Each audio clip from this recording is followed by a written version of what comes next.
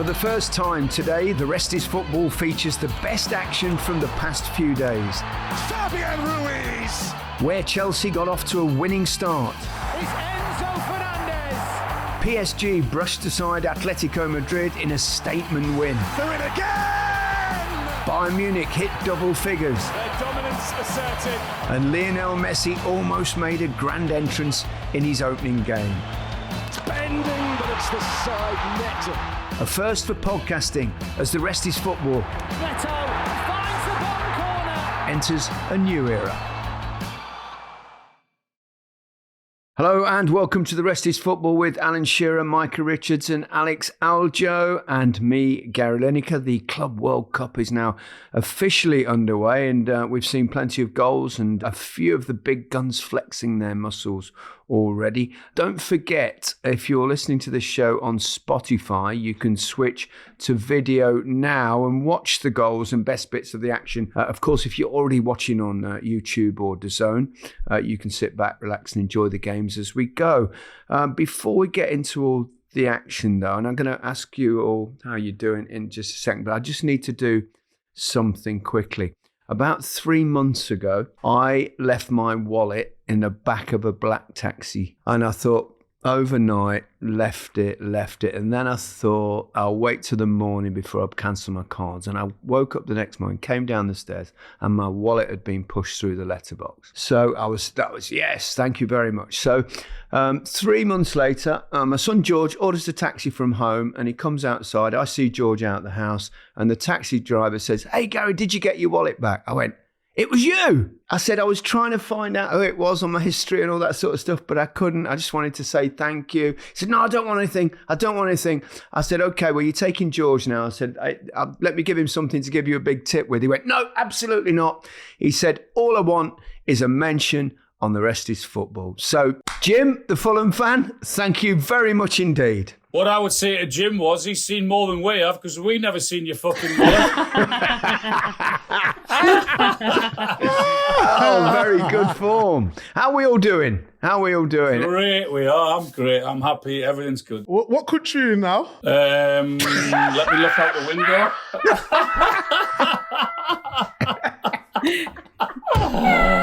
It's very sunny where I am, Micah. I'm in the Sunshine State, Miami. Let me see if I can show you my view behind me here. Let's see. The producers are not happy now. Okay. It's going to be out of sync. sync. Glary, but all right. Knock it off. No.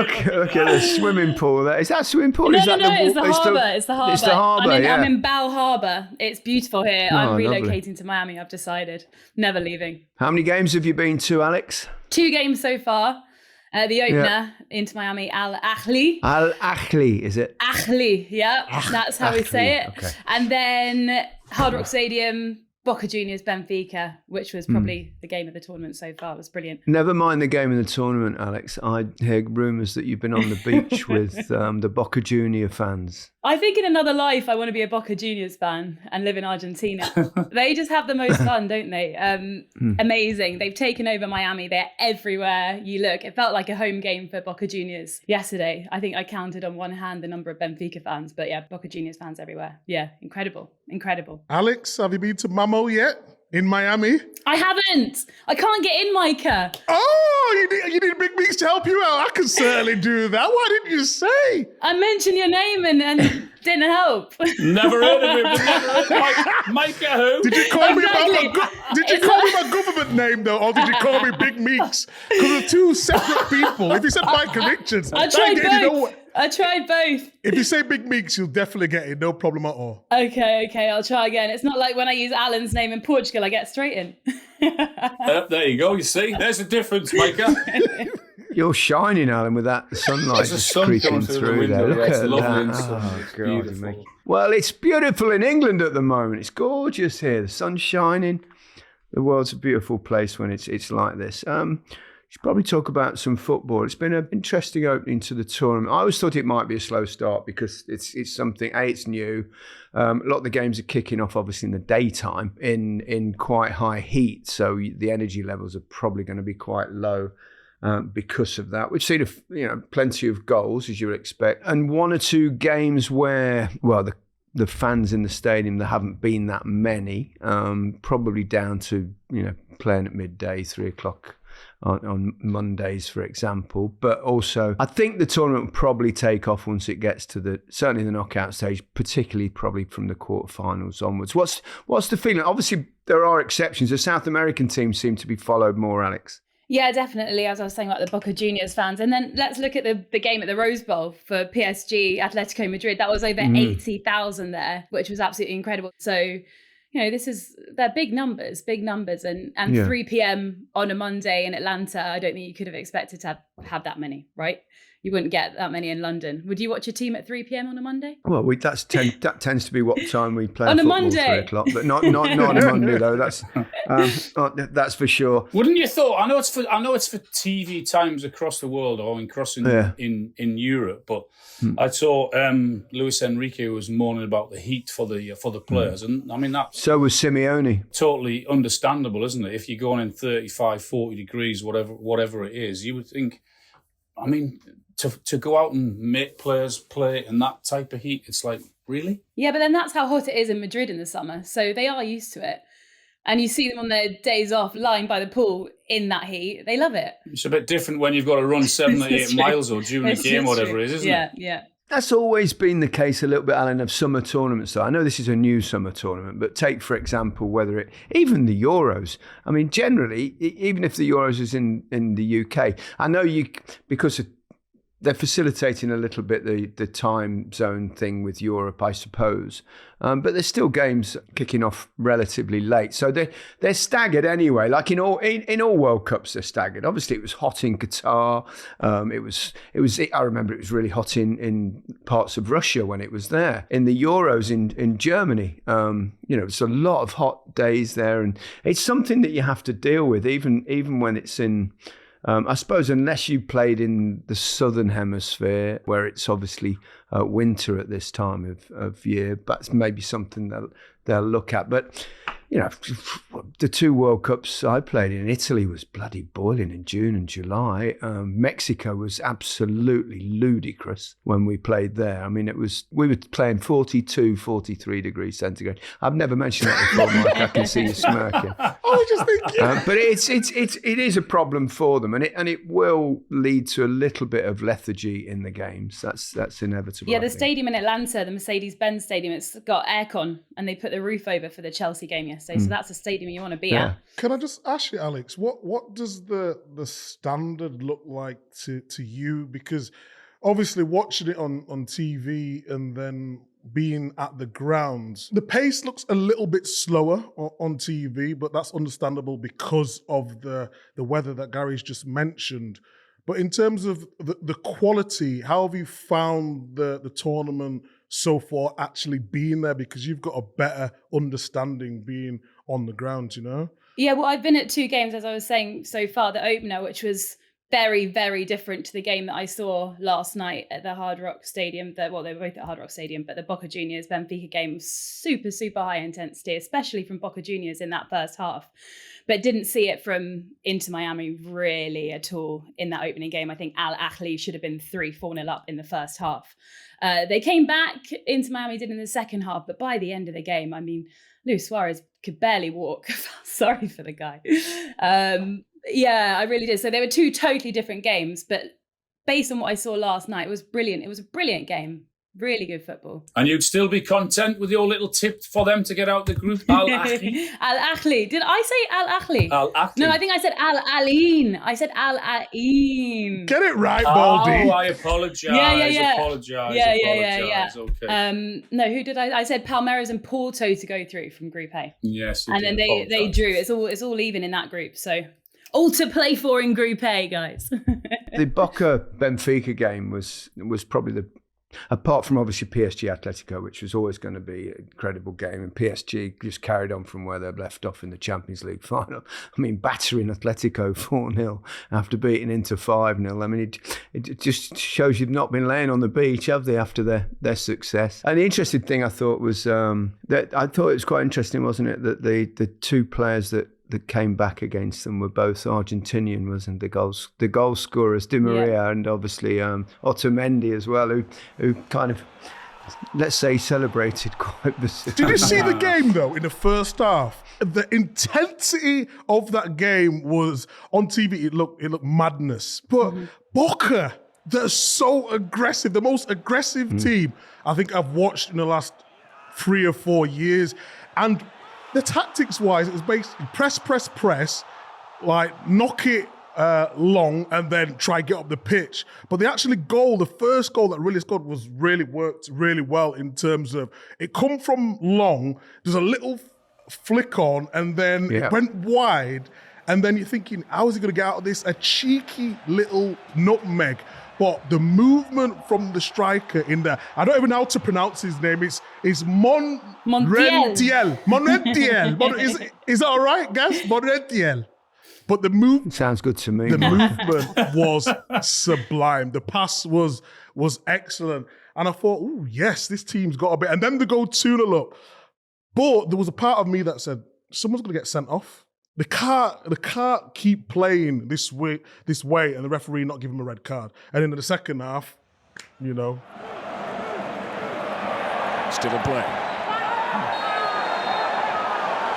It's been a real battle today for Fiorentina, Luis. And the red card has been shown, and now both teams are going to finish with 10. Nicola Figal shown a straight red card. And Herrera was sent off. He wasn't even on the pitch. I know, yeah, did you see that? Bad night for him. Subbed off injured. And then a red card.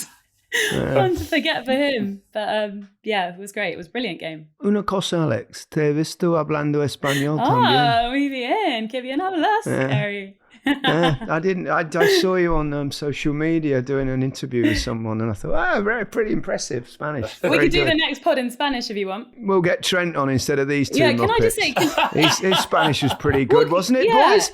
Trent Alexander-Arnold, a quick mention for him, by the way. I mean, that was genuinely very, very good Spanish. Incredible.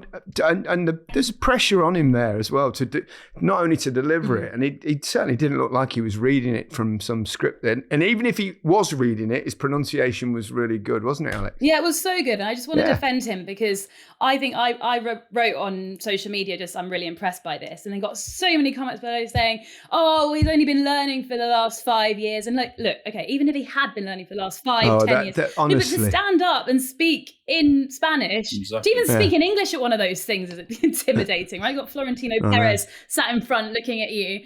But he was brilliant. He was absolutely brilliant. And it takes, it takes a lot to do that. Brilliant. Yeah, even if he had been learning it, so what? I mean, it doesn't mean okay if it happens one day, then fine. But good for him if he was learning Spanish. Honestly, the way some people turned on him because it just shows you he was been learning for a year or two. He knew he was going to go. Well, maybe he did have some kind of career plan. That's okay. Yeah. It's okay. Yeah. It's his life. It's his career. And I must say, I was incredibly impressed by him.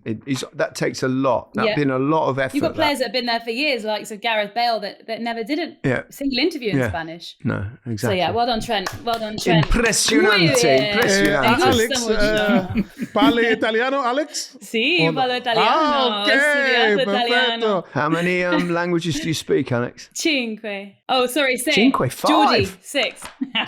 Alex taught me that this season. She's having a fast track in Geordie. Yeah, and it's the hardest one, I must say. I thought French was difficult till I heard Alan speak Geordie. No, bloody impressive, Alex. Very, very, very good. Chelsea are off to a winning start, as you'd expect. And a good start for Liam Delap came on and had his sick, went down the right. Palmer to put him in, I think. And then good ball. Beautiful cross. From well, you say that. Good start. You say that because I put a message in the group saying Delap's struggling a little bit, and then 2 minutes later he got the assist. I was waiting for the delete to come on straight away on the message. Message deleted. Oh no, because I thought Jackson was playing really well. He did well. Obviously, he's going to have to up his game. I'm always a big fan of Jackson. I think he could score more goals, obviously, but his whole link-up play was very, very good, I thought. And then, obviously, you want to see Delap come on and score, being English, you want him to score and assist, and just play well. But a couple of his early touches, I thought, it looks a bit fast out there for him. Obviously, getting used to a new team. And then he grew into the game. After about 5 or 10 minutes, it was like stature. He was going into pockets, getting the ball. And then even when it went wide, the delivery on the cross was outstanding. It was for Enzo. Enzo, who just made a dart and run into the box. I just thought, ooh, I can see these combinations working really well next season. Impressive debut in the end, I thought, from Delap. Yeah, so good, so good. His hold-up play is so good. His movement's so good. Players like Enzo Fernandez are going to thrive playing alongside him. He's actually worked under Enzo Maresca as well before, so I think he knows him. He knows what he wants. He played for him for City under 23s with Cole Palmer as well. So I think that will help. It helps you settle in when you know one or two people. Did you see his movement though? It wasn't on the goal. There was I think it was a chance. There's a movement when he first come on. It went one way. He didn't get the ball. It was Cole Palmer who actually played the ball to him, and then he curved his run, and I was like, "Oh yes, I like that." I can see them linking up very well next season. Yeah, and also he hasn't had the season that some of those Chelsea players have had in terms of intensity, a number of games. So he looks hungry. He looks like he wants it. He was playing at sort of a higher tempo than some of the others. So yeah. Good things are coming. Yeah, the Pedro Neto goal was decent as well, the way he cut back inside. Very well done. That's very well done as well by Nicholas Jackson. Pedro Neto, is this the chance? It's Neto, sends one defender on the floor and finds the bottom corner. Sent the defender for one, didn't he, and whipped it, keeper past it. Yeah. Near post. Yeah. Great finish. Yeah. I've been chopped a lot in my career. I've been chopped.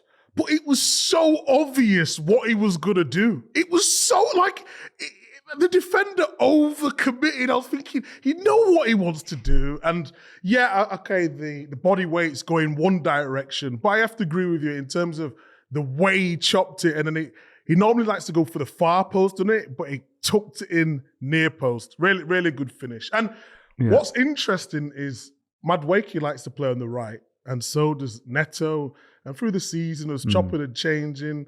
And Madueke played on the left, and it doesn't look as comfortable on the left maybe as it does on the right, just because the way he can go inside when he's playing on the right onto his left foot and play them balls in behind, or do similar to what Neto did yesterday. So that could be a conundrum for them going forward. I think Enzo Maresca has said he's going to sign another winger. They really wanted Jamie Gittins from Borussia Dortmund. They almost got it over the line just before the start of the Club World Cup, but they didn't. But I think he's still very much on their radar, and I think they do need to sign another player there. Excellent, but that is now 8 wins in their last 9 matches, including, of course, the Conference League final. We mentioned it briefly in the first half, but PSG, I mean, they must be the tournament favourites. They're very much the team in form. Yeah, they've been brilliant, haven't they, for such a long time in the season now. When was it, when that game against Man City all those weeks and months ago? Ever since then, they've hardly put a foot wrong. It looks as if they've just carried on from where they left off in the final, Champions League final. Yeah. Says a lot, that, though, doesn't it, really? Because it's, you get that massive high of winning that competition, and then, then you're off and out, and you've got to play in some kind of qualifying games in a group stage that you're looking at, you think you should cruise through, but their attitude and the way that Luis Enrique's got them bang up for it yet again is pretty impressive. And 4 of those players went and won the Nations League final with Portugal. Of straight course, after the Champions League win. So they've gone from there straight out here. I actually interviewed Roberto Martinez a few days ago, and just speaking about those players. And I actually wanted to speak to him about Fabian Ruiz, but he straight away said, no, I want to speak about Vitinha and how good he is. And he was absolutely brilliant, player of the match in that Atletico Madrid game. Roberto actually said he's going to win the Ballon d'Or. What, Vitinha, he thinks he'll win the Ballon d'Or? Yeah. Does he? He said he deserves it. Yeah, it was brilliant. It was so good in that game. I think, Gary, you've mentioned about how it takes some doing and impressive. That has to come from the manager. Yeah, absolutely. How he sort of organises, how he sort of gets them back into game mode and what have you think, and everything else. That he's been so impressive. Goodness me, been incredible. Do you know what the biggest myth is, though, this season? That PSG haven't got superstars. They have got superstars. The fullbacks. Well, they're turning into them if they weren't before. How good's Hakimi? If you watch Champions League football, Hakimi's been amazing for years. Okay, Nuno Mendes is a little bit. He's only 22, but he's a superstar. He's a superstar. And then when you've got the So likes of good. Marquinhos, who's been there and done it. Donnarumma, he was at Milan and played, I think it's a 15 or 16-year-old, so there was high expectations of him. They brought in Kvaratskhelia in January for, was it 60, 70 million quid? They got Doué, who then is turning into a superstar. But if you look at their midfield, who we spoke about so many times, Fabian Ruiz, João Neves, and Vitinha, who Alex has mentioned, I said it about 6 months ago, it's the best midfield in Europe. And it really is. And I say that because it's got the best balance. When one goes into one place, so you look at Vitinha, at times he was playing as a centre-half, getting the ball, commanding it. And then when he gets his goal, there was like a split second where he could have played left. He took a little touch to the right and then made the space for himself and then just whipped it past the goalkeeper. But the balance of their midfield is just extraordinary. And they've got one or two other youngsters as well, haven't they? Mayulu scored, of course, in the final, scored again. I mean, he looks exciting prospect. He's really young as well. I just think the way Luis Enrique has handled those players as well, when we think about what happened with Ousmane Dembele at the start of the season, that could have gone either way, right? It was a crossroads moment there. And whatever he said to him, it worked, right? Absolutely. Have you seen, Alex, there was a little clip, it was on social media, where Luis Enrique is talking to Kylian Mbappe and trying to get him to buy into the whole, you've got to work hard, it's not. And I thought it was really insightful. And I would imagine he had similar conversations with perhaps someone like Dembele. Yeah, he doesn't want those big egos, does he? No egos. And there was another one I saw where he was talking in a conversation about not necessarily talking about his team or footballers in general, saying, you're not special. You're not special. And it's all about keeping their egos down. And when he says they're not special, he says, you've been lucky. Yeah, and it's so true, this. You're born with a gift to play football. And it's up to you to make the most of it. Special people are the ones that save lives in hospitals, etc. And he went on along this route. And I thought it was really impactful. You can see why he's a leader, can't you? He's an impressive individual, isn't he? It really is. Bayern Munich, they struggled in their opening game. 10-0. I felt for Auckland City. And Michael Elise didn't. What price could you have got with the bookmakers that Bayern Munich will win 10-0 and Harry Kane won't score? It beggars the question, are Bayern Munich a better team when Harry Kane doesn't score? I can't do this when again. he doesn't score. Leave Harry Kane alone. You know as well, Gaz, it'll be absolutely devastated, wouldn't he? I know he played just over an hour, didn't he? But even still, he'd be devastated he never scored. 100%. And also, I would imagine there's a golden boot up for grabs in this thing. And Musiala actually came on for Harry Kane and scored 21-minute hat-trick. I know, including a penalty that Harry would have obviously been able to take himself. I felt a bit for the goalkeeper. It was Connor Tracy, who, like a lot of the Auckland team, was part-time, and he had to take time off work, unpaid. They were not going to pay him for the fact that he's made his own way over there. And then to get 10 stuck past you, including, I think it was the 9th goal, which was an absolute howler from him.